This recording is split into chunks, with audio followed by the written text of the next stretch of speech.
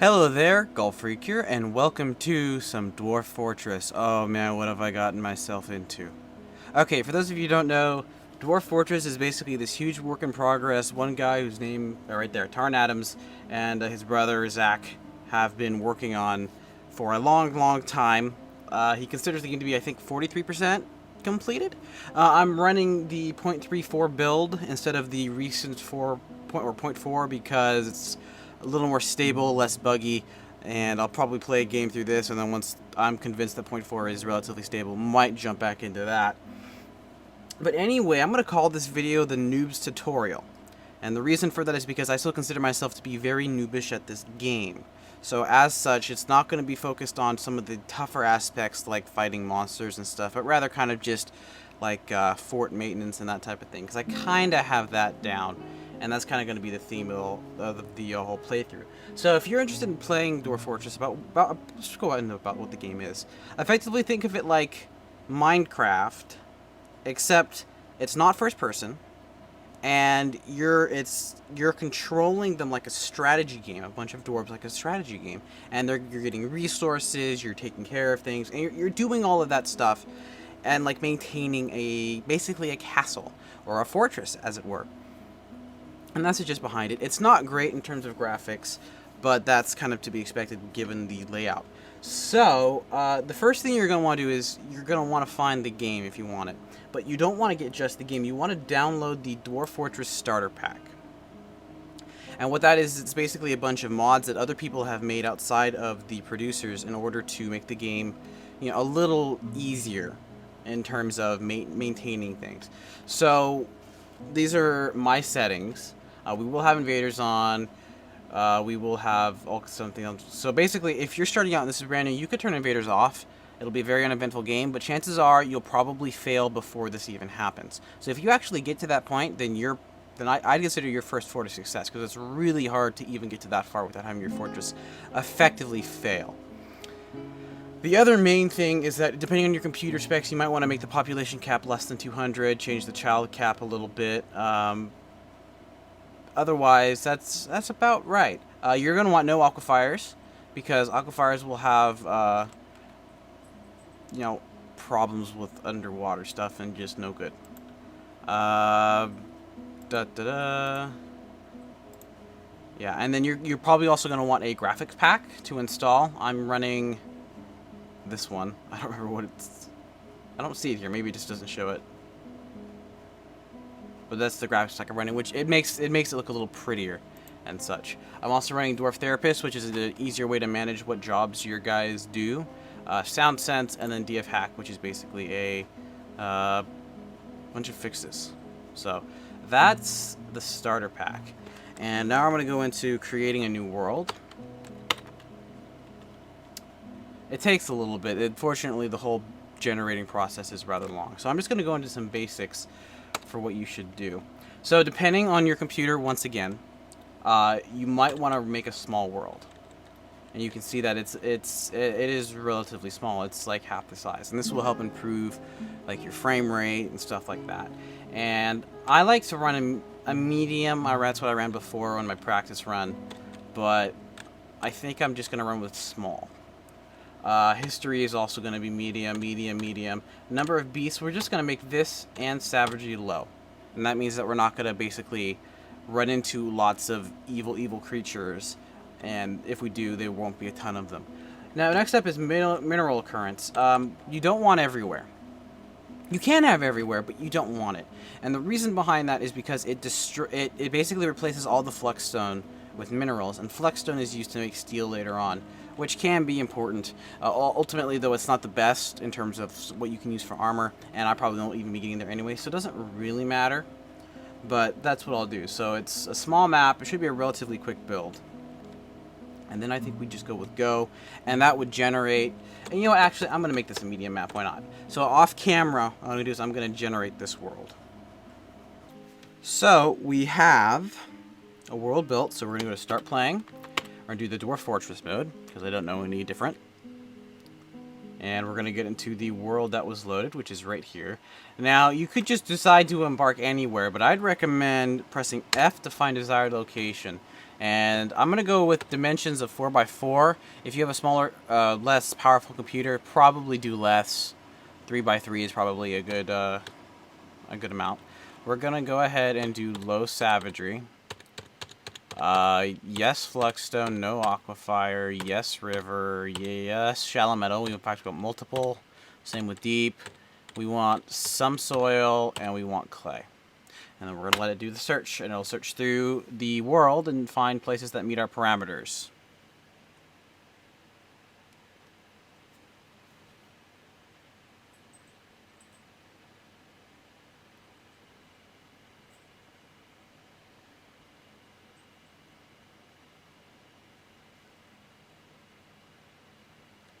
There's not a lot that fits that category.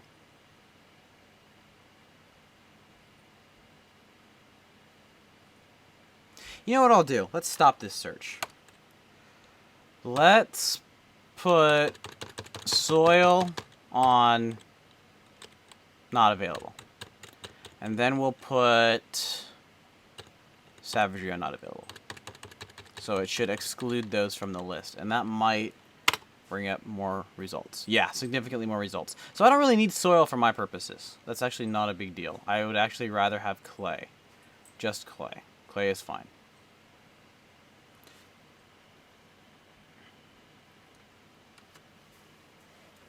So we're going to have lots of places to look that fit those parameters. Preferably somewhere... So I did put river, no aquifer, not that that should be an issue. Yeah, those parameters look right. This world should overall be fine.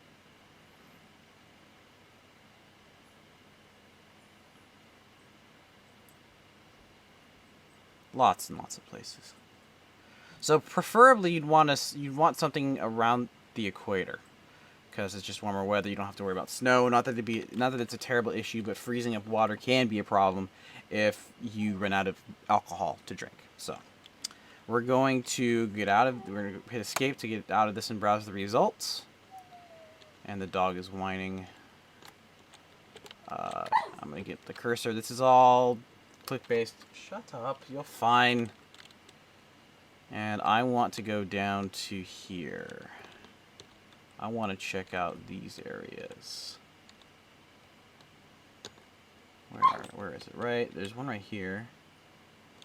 This is an actual dwarven area, so I kind of want to avoid that, though.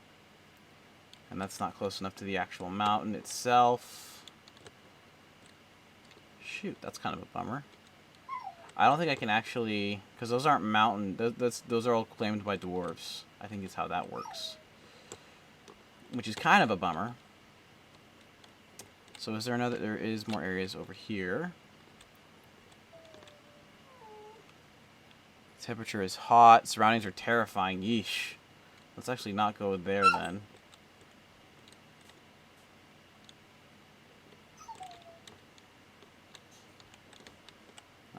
I'm being very, very picky. Ooh, here we go. It's scorching. I don't think the temperature actually matters too much. Wilderness. I'm trying to find a place that I like. Oh, wait, here we go. This might be good up here. Once again, that appears to be claimed by dwarves.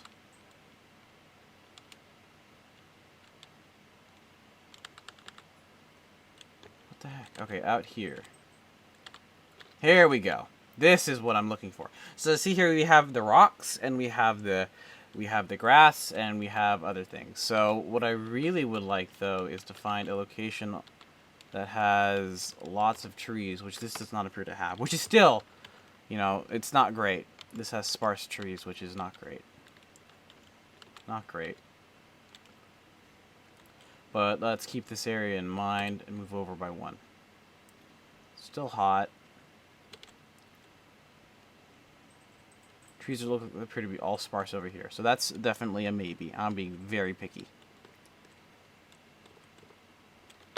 Let's go... where is it? That's not what I want. And that appears to be another road. Here we go. Here's an area that might be good. Up here.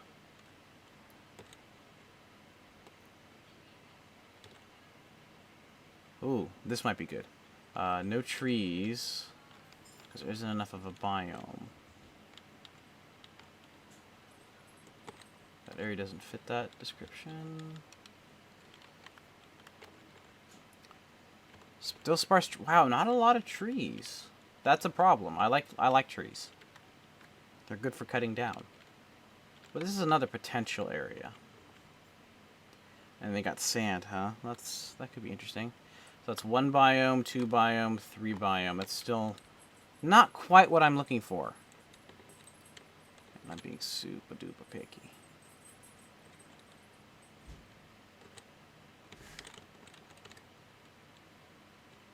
So yeah, what I really would like is a woodland next to a mountain. Preferably. But it doesn't look like I got that in this map generation. And this is cold. That's a bummer. Okay, so I know where one was. The other one was... Where's my cursor? There we go. Not here. It was further this... Oh, it's over here.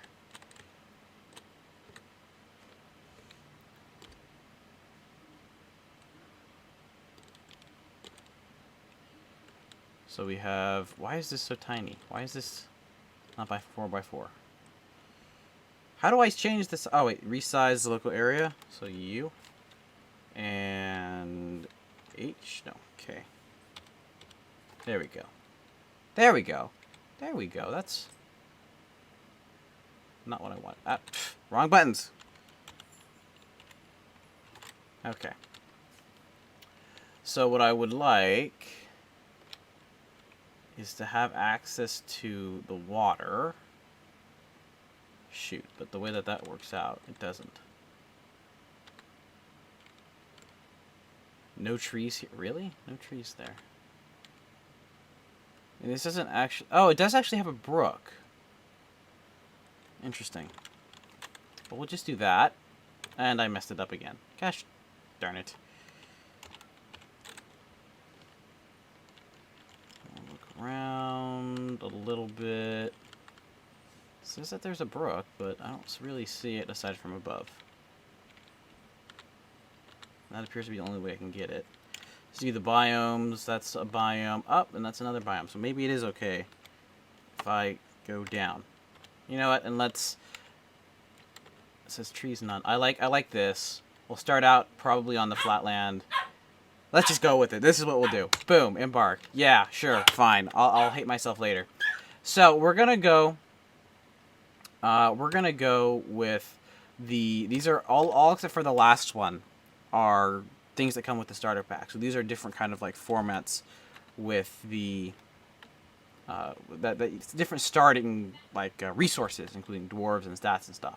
So we're just gonna go with the new player simple start. Except this isn't quite what I'm gonna do. We're gonna leave the dwarves as they are. You can see a bunch of zeros by their names. I believe that means that they've been maxed out in their stats, which is fine. We're gonna hit tab and go to items.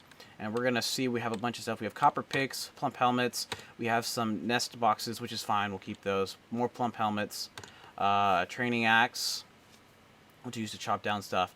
Dwarven rind, dwarven rum. We have some logs, some coal, and some granite. I do not care for any of this. So I'm just going to get rid of all these. And you can see on the bottom right, it gives me more points back. And those points are things that I can do to spend getting things.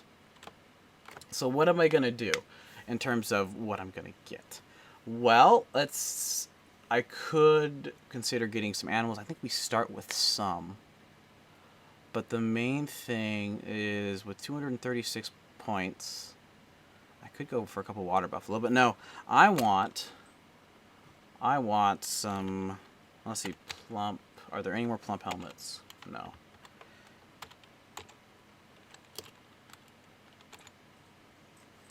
That's not what I want either. Let's just look under seeds. There we go. And then we'll add 10. Okay, that's fine. That's not many points there, which is good. And then we'll go new, and we're going to look for more seeds. And I want... Actually, that's... we want some cave wheat. Actually, that's good, too. It's something else. And this is all pretty much keyboard-based. You can use the mouse with this... with the extra stuff. So now we have quite a few points left. I could get something like a couple water buffalo and start getting like animals ready for the slaughter, but I don't think I want that. So, what I really want is to go to, we'll just type in crossbow. And I would like a copper crossbow. Well, we'll get a bronze crossbow. That's fine. And to make sure I have enough points, the next thing we'll get is an anvil. And anvils are unique because you cannot actually make them. And that's why it's a good idea to bring one. You can buy one later when you get traders who come to visit your fortress, and you can sell goods to them and stuff like that in order to buy it. But that's about it. And then we're going to go to ammo. And we're going to want some... Let's just get some copper bolts. Some simple copper bolts. And we're going to get a bunch of copper bolts. And now we have... let's max it out. 30. So we have 6 points left over. Can I add one goose? It's not that it matters. Can I add a male goose? That's a gander, I'm pretty sure. Sure, why not? And that looks good to me, but before I go, I'm going to save. This is going to be simple start LP. And embark. And here comes the regret, because this game is pretty big. It is okay, no, it wasn't embarking. There we go. Really embark. Yes, I am sure. We're going to really embark. Oh, welcome to our new home. Let's make the best of it. Okay. Let's start digging. We'll wait for a second for the world to load in.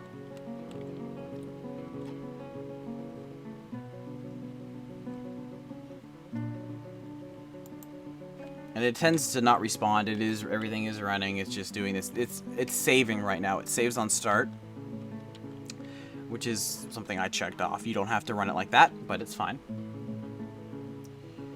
Why are the saves being this long, though? That's not a good sign. And I am running this as... my computer's a beast. It's only using the CPU, apparently. Not running the... And it's running the GPU in order to run the screen, obviously. Oh, we did not start where I wanted to start. We actually started up high, which to me is actually a little bit problematic. I do not like starting out like that, but that's actually just fine. And we can see if we go here, just one level down, and we can start digging in. So basically we can just go over here and then just start digging, which is fine by me. And we're on top, which is okay. And that's okay. We have a decent elevation there, so it's fine. So I'm going to bring over Dwarf Therapist, and we're going to connect to Dwarf Fortress. So what this basically is it's a way to maintain your dwarves and the jobs that they do, because there's a ton of different jobs. You can see here, these are all the different labors that you can assign each person to do, and assuming that you assign a job that goes to that labor, then, you know, someone will go do it. And I'm running, because DF hack, there's an auto labor, so I'm pretty sure it's already started. So auto labor 1 is how you start it, if it's not already. Let me see if I... Yeah, automatically assigns laborers to dwarves. Activate with auto labor 1, deactivate with auto labor 0. Current state is 1. And before I forget, I'm also going to set up auto butcher. And I don't think that was the right command. There we go. It started. So if I get too many of a certain kind of animal, then they will automatically butcher them, assuming that I have the respective building. And something else I'm going to do right now is also go tab, in order to move that all to the side. So that is basically the starting build, and that's to get you started. That's to get you the first step, which is actually embarked. And that's a strategy that I employ. I'm sure that there's many different ways of doing this. That's just one way. And I could have messed up the animal for all I know. I'm not exactly 100% sure. I could have brought, yeah, we have stray yaks, which is good. I'm not exactly sure how else to do it. So the basic idea with this series is that it's just going to be me playing very slowly. I'll probably upload these Fridays and Sundays and not record ahead. So you guys will be able to give me your input, tips, and I'm sure hate from my mistakes and all that fun stuff. And you know, get this a little bit more involved. I might live stream it, I might not, I'm not sure. But anyway, this is the save. I'm going to stop playing here for now. We just started. And edit these two little bits together, and then the next episode will be basically getting everything ready. So thank you all very much for watching, and God bless.